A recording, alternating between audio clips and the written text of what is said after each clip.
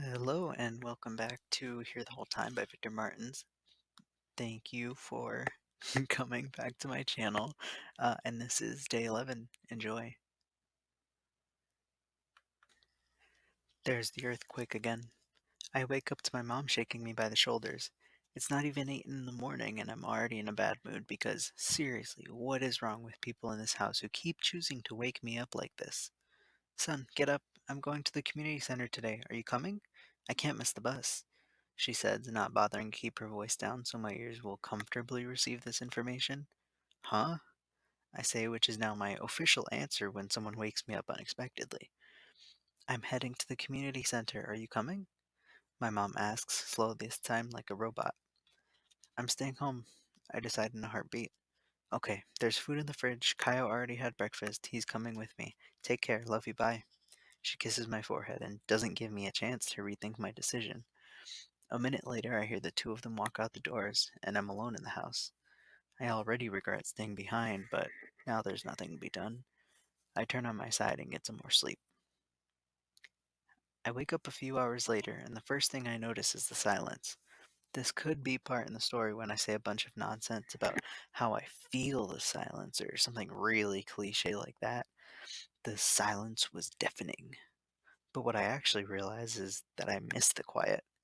Not that Caio is a loud guest or anything. He's as quiet as I am. But Caio's presence is noisy, you know? When I'm next to him, it's as if a siren goes off in my head, and that happens even when I'm sleeping. In my sleep, I can still feel him in the bedroom. I try to lie in a position that won't show my belly as much, with half my brain still awake to warn me if I snore. I've been sleeping like that for the past few days, not even recognizing that I was sleeping so terribly.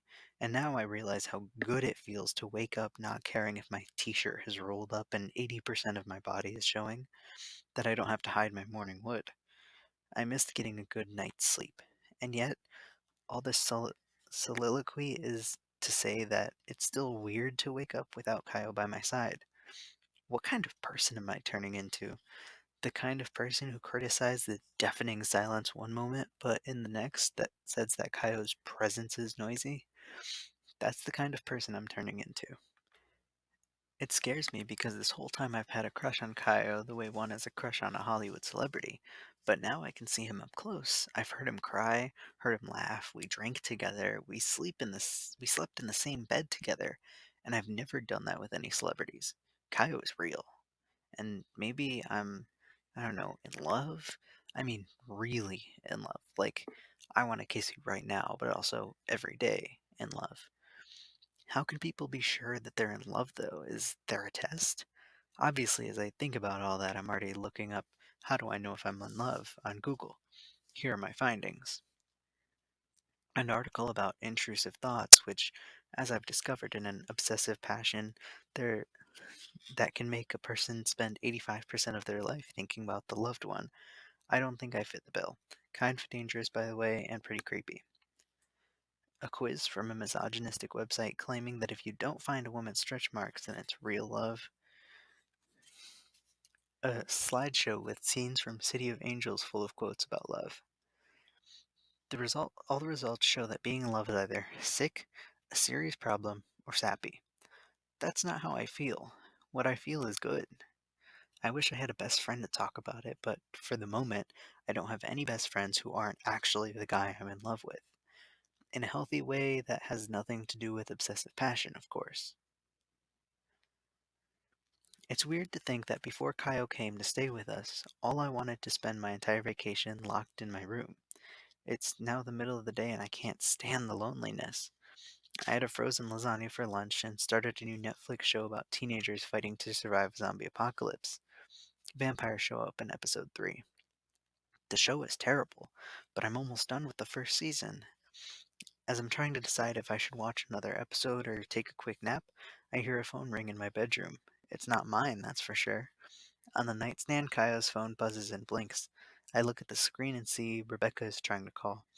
Kaya saved her contact as Pretty Becky. I let it ring until Becky gives up because it doesn't seem polite to pick up someone else's phone without consent. She calls again, and once more I ignore it. But when the phone starts ringing a third time, I pick it up because A, the vibration of a phone against any surface annoys the heck out of me, and B, it might be an emergency. Hello? Who is this? She said, suspicious. Hey, Becky, it's Felipe. Caio went out with my mom. He forgot his phone. Ah, yeah, she says casually. She doesn't seem to find it weird that he's hanging out with my mom and not me. Tell him I called, will you? If you want to try and add that you heard a hint of regret in my voice, that would be super helpful. Regret? Oh, Faye, I've been a shitty friend, you know? Since I started dating Mel, I haven't been there for Caio, and when I saw you this weekend, he was so different and had so much to tell me, and I don't know, I felt distant. I called now to apologize. I don't want to lose him. No chance of that. For real, Rebecca, he adores you, I say, trying to cheer her up. He saved your name on his phone as Pretty Becky with a heart next to it. Becky's laughter is such a pleasant sound. He likes you too, Felipe. I'll admit that at first, even I was jealous, she said. Of me? What are you talking about? If only you knew.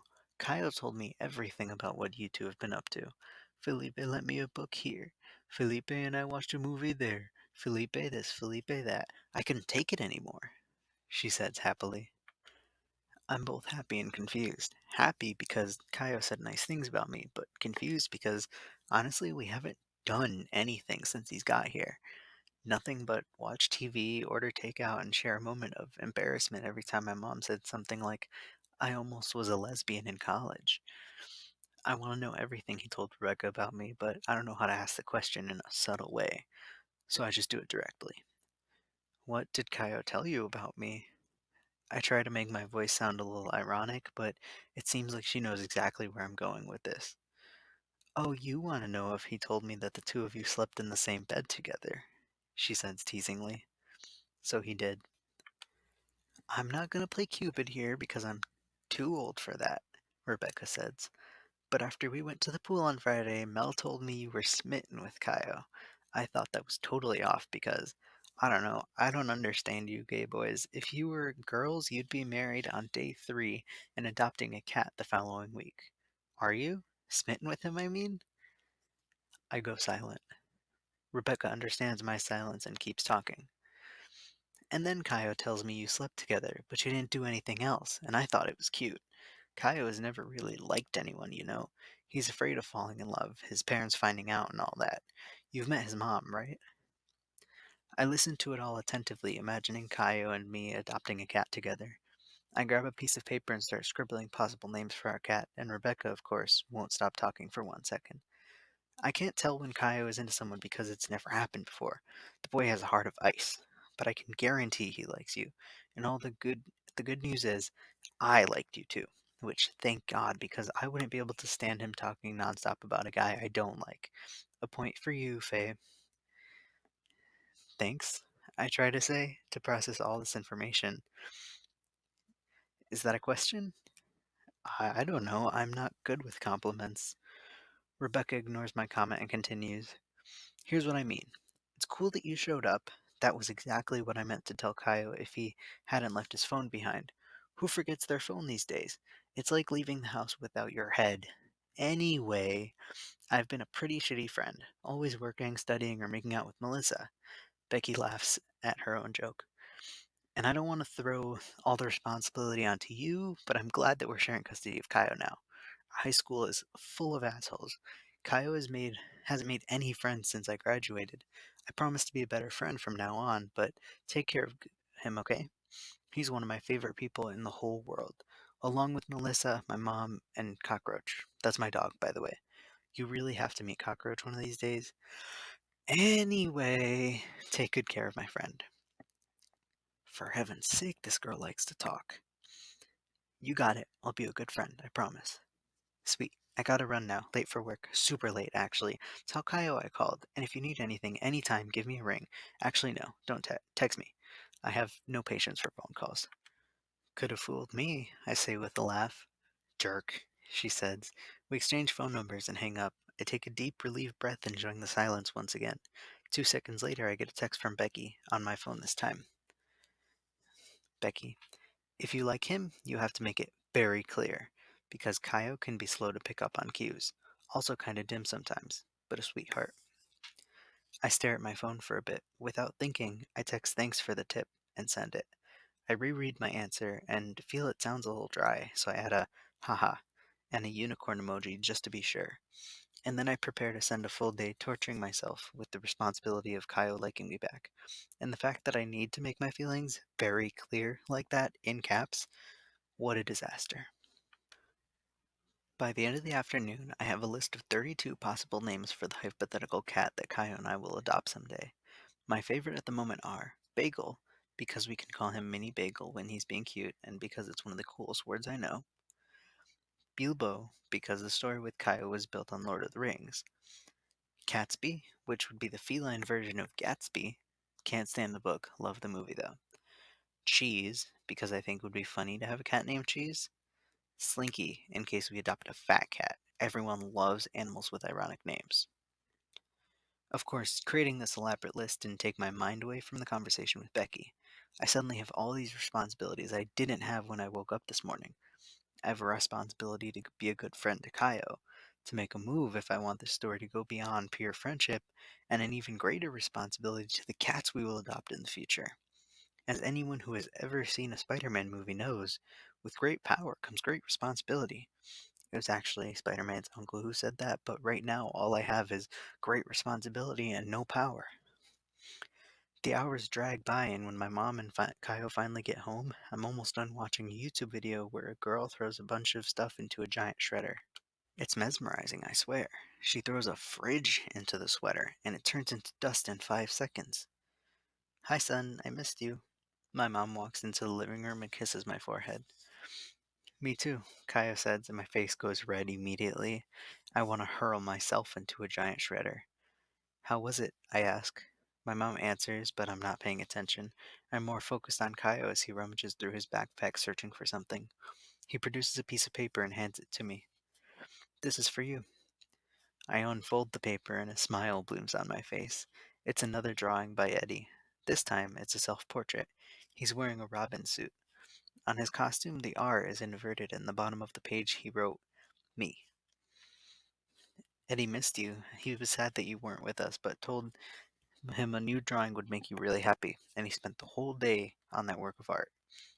Caio said, as I take in every detail of the drawing. It really did. I get up and go to my room to hang the new drawing on the wall, next to the one I got last week. My bedroom is starting to look like a pre-kindergarten classroom, but I don't mind. Why did you want to stay home? If I knew, I'd have stayed too. Caio is right behind me. His voice is lower than usual.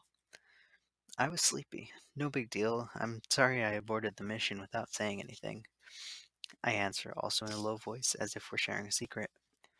But everything's okay, right? With you, I mean, and me? We're cool, yeah? I have no idea what to say, so I wiggle out of it. You left your phone behind. Becky called. Then she called 2 more times, so I thought it could be serious, so I picked it up. And was it? What? Serious? No, I say. And yes, I add. What do you mean? She just wanted to say hello, but it was an important hello. She said she'll call you later. Caio starts looking at his phone, somewhat suspicious. Felipe, you were on the phone for 12 minutes. No one takes 12 minutes to say hello, no matter how important it is. She asked me for comic book recommendations. I lie. Oh, yeah? Caio seems to believe my lie, and then my mom calls us to dinner. Monday is takeout night, and we vote to decide that we'll eat just for the simple pleasure of turning anything about our routine into a TV game show. I vote for Chinese because I urgently need some advice from Grandma Teresa. But Caio and my mom prefer Mexican, and I have to accept that tonight I won't get any supernatural help from a fortune cookie. As we eat our sophisticated Mexican dinner, sharing the tight couches, watching an episode of Hoarders, a really gross show to watch during a meal, Caio's phone starts ringing. He rolls his eyes and lets out an impatient sigh. But when he looks at the screen and finds out it's not his mom trying to call, his face lights up. It's Becky, I'll take it in the bedroom. And he goes off, leaving half a meat burrito on the plate and bouncing on the couch's arm. My mom and I continue eating in silence, completely focused on the TV. In today's episode, we're following an hoarder addicted to wedding artifacts and cats. She's never been married, but has hundreds of white dresses. When the show crew finds a dead cat under a pile of bridal magazines, my mom and I exchange a look of disgust and decide it's time to watch something else. It's been half an hour and Caio still isn't back. I can hear his voice from the bedroom, but can't understand what he's saying. Sometimes he laughs out loud, but mostly it sounds like a serious conversation. My mom is exhausted. She kisses me goodnight and goes to bed. Then it's just me, the TV, and Caio's burrito.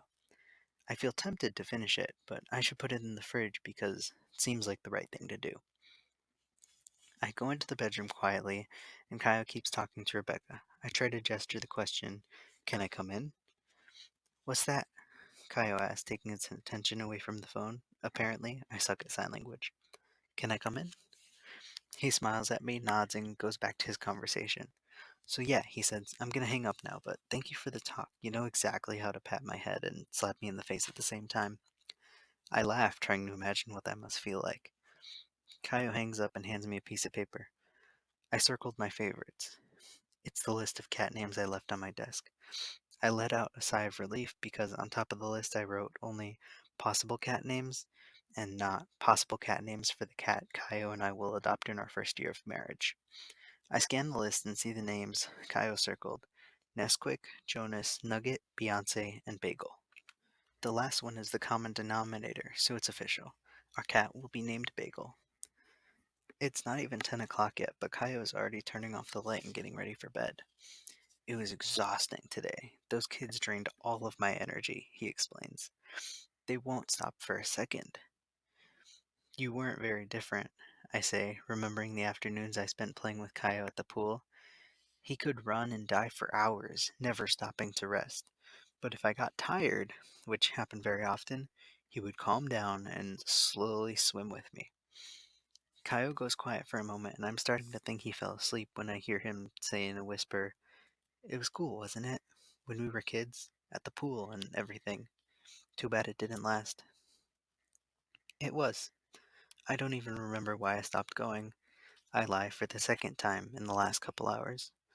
"We can go back there one of these days. I never say no to pool time, just let me know," he says, and I can feel a drop of sweat running down my forehead, nervous just to imagine going to the pool with Caio. "If you want to, that is," he adds when he notices I got a little awkward. "Tell me all the things that I missed by not being your friend for the last few years. Only the best parts," I say, trying to change the subject. "Oh, I don't know. How old were we when we stopped hanging out every day? 12? 13. Whoa, 13 years old? That was a hard time for me." "13 isn't easy for anybody," I remark. "Sometimes you talk as if you were 60. Sometimes I feel like I am 60.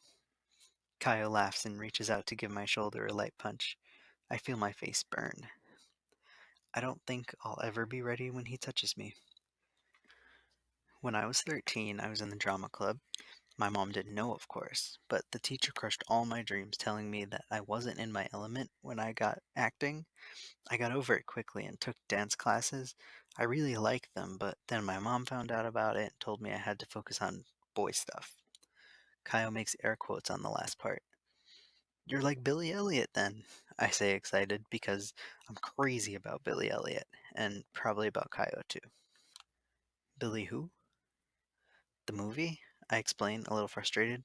"About the boy who dreams of becoming a dancer, but his dad won't have it. Spoiler, at the end of the movie, his dad ends up being fine with it. Billy becomes a great dancer, and years later, the movie becomes a fantastic musical with several compositions by Elton John." "Lipe, you're like a walking gay encyclopedia. I love that about you," Caio says, laughing, and I feel my hand breaking into a sweat because Caio loves something about me. "I like that. Maybe I'll try and make walking gay encyclopedia into a profession," I say. "I wonder if I can make money with it." "You can have your own game show on TV, testing the participants' knowledge about gay culture," Caio suggests excitedly. I'm smiling because it sounds like the kind of thing my mom and I would like to watch. "Okay, practice round. Which band inspired Lady Gaga's stage name?" "Clock's ticking," I almost shout. It was. Caio gets into character immediately. He sits on his mattress to think about it. "Queen, Queen, Queen's Radio Gaga," he finally yells, shaking my arm. Shh. I try to keep it down because my mom might be asleep. Correct, but that was an easy one too. You have 6 points. Give me another one, Caio said in a near whisper. What is Madonna's real name? I need a hint, Caio said quickly. I make up the rule on the spot. If I give you a hint, the right answer will only be worth half the points. I'll take it. Alright then, it starts with an M. Mary Jane? He guesses. Incorrect. Her name is actually Madonna. Not fair, Caio whispers, trying really hard not to shout. That was a trick question. Nobody said it was easy. You lose 12 points. Caio laughs out loud. Your point system makes absolutely no sense. I know, my show, my rules. Next question. I say, taking the whole TV host character thing very seriously. In which year was the movie The Adventures of Priscilla, Queen of the Desert released? I need options for that one, Caio pleads. All right, 1994, 1995, or 1996? 94? Is that your final answer? I ask in a terrible intimidation of Regis Philbin. No, it was 95. Wrong, I say. It was 94. I suck at this game, Caio says, pretending to cry, and we go on like that for quite some time. I make up questions that decide how many points each one is worth, and Caio does his best to get them all right. Sometimes I add easy questions because it's nice and I don't want to see Caio lose. Then we're done playing and my eyes finally close to sleep. I still have a smile on my face. Okay, that was the end of day 11. Thank you for making it through the video. I know I made quite a few mistakes in that chapter, but I hope you come back for day 12. Bye.